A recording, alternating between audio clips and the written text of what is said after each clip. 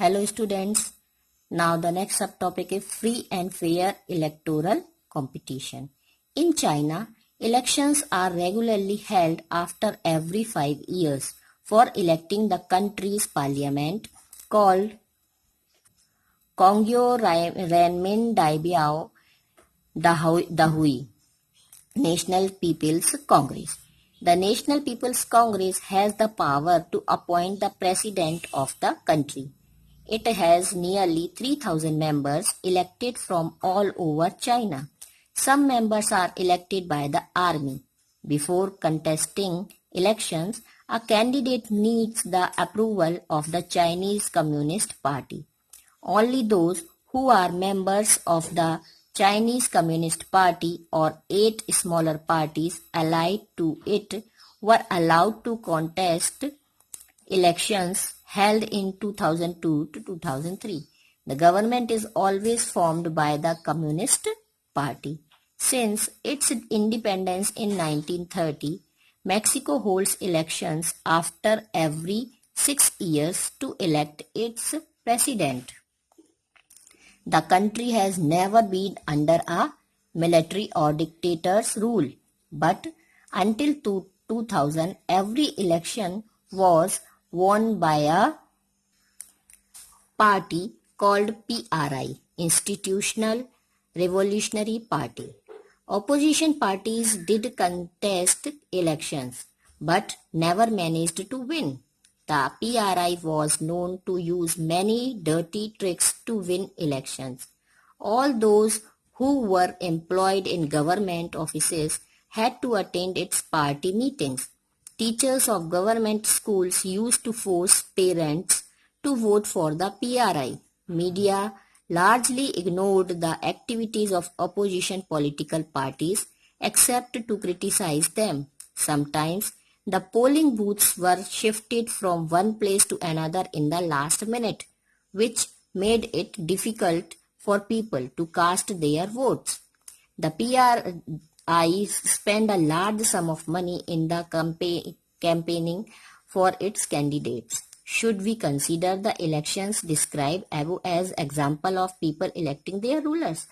Reading these examples, we get a sense that we cannot. There are many problems here. In China, the elections do not offer the people any serious choice. They have to choose the ruling party and the candidates approved by it.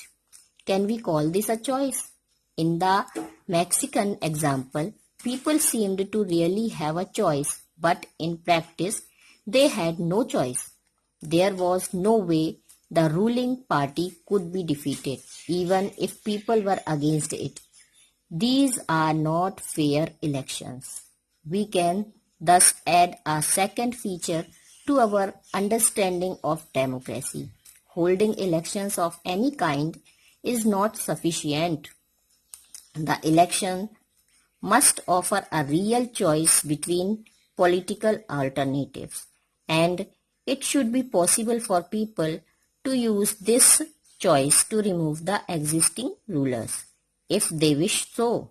So, a democracy must be based on a free and fair elections where those currently in power have a fair chance of losing. We shall find out more about a democratic election in chapter 3. So students, इस topic में China के बारे में बताया गया है कि China में हर 5 साल में इलेक्शन होते हैं और उनकी पार्लियामेंट जो है उसे नेशनल पीपल कांग्रेस, जो कि क्वांग्यू रेनमिन डाइबियो दाहुई के नाम से जाना जाता है, वहां पर चुनी जाती है। नेशनल पीपल कांग्रेस जो है उसके पास पावर होती है कि वो प्रेसिडेंट को अटेंड कर सके, प्रेसिडेंट को चूज कर सके, अपॉइंट कर सके। और it has clearly 3,000 members elected from all over. पूरे चाइना से लगभग 3,000 मेंबर्स चुने जाते हैं। कुछ मेंबर्स जो होते हैं उसमें से आर्मी से भी चुने जाते हैं। लेकिन जो कम्युनिस्ट पार्टी है, वहां पर कम्युनिस्ट पार्टी है, यह अप्रूव करती है कि कौन से मेंबर्स वहां पर पहुंचेंगे। जो उनकी पार्लियामेंट है वहां पर सिर्फ वही मेंबर्स पहुंचते हैं जो कम्युनिस्ट पार्टी के होते हैं ज्यादातर, और 8 स्मॉलर पार्टीज, जो छोटी छोटी पार्टीज होती हैं जो कि कम्युनिस्ट पार्टी के सपोर्ट में रहती हैं, वही लोग वहां पर पहुंचते हैं। तो क्या इस तरह की जो कम्युनिस्ट पार्टी है, क्या ये वाली जो गवर्नमेंट है, क्या ये डेमोक्रेसी है? और ये जो कम्युनिस्ट पार्टी है इसी तरह की बनती है वहां पर, तो क्या हम कह सकते हैं कि क्या ये डेमोक्रेटिक कंट्री कहलाएगी? सोचिए। 1930 में मैक्सिको में जो प्रेसिडेंट होता है उसे चुनने के लिए 6 साल के बाद उसमें वहां पर इलेक्शन कराए जाते हैं। 1930 में जो मैक्सिको था उसे इंडिपेंडेंस घोषित कर दिया गया, और उसके बाद वहां पर हर 6 साल में प्रेसिडेंट का चुनाव किया जाता है। वहां पर कभी भी आर्मी का या फिर डिक्टेटर, कोई भी डिक्टेटरशिप, वहां पर कोई भी इस तरह का शासन नहीं आता है। बट अंटिल 2000 वहां पर सिर्फ एक ही पार्टी है जो कि जीतती है और जो सत्ता में आती है, वह है इंस्टीट्यूशनल रिवोल्यूशनरी पार्टी। लेकिन अब तो उसे जनता नहीं चुन रही है, क्योंकि पार्लियामेंट तो वही है सही जो जिसे जनता चुने। तो इसे तो हम जनता द्वारा चुना हुआ शासन नहीं मानेंगे, क्योंकि यदि कोई अपोजिशन में वहां पर खड़ा होता है तो उसे किसी न किसी तरह से अलग अलग तरीके अपनाकर, चाहे गुंडागर्दी से, चाहे मीडिया को अपने फेवर में करके, चाहे बच्चों, जो स्कूल में पढ़ने वाले बच्चे हैं तो उनके पेरेंट्स जब स्कूल जाते हैं तो वहां के टीचर्स बोलते हैं कि वोट सिर्फ रेवोल्यूशनरी पार्टी को ही देना है। ये सारी चीजें कर करके और वो क्या करते हैं कि सिर्फ रेवोल्यूशनरी पार्टी को ही जिताते हैं।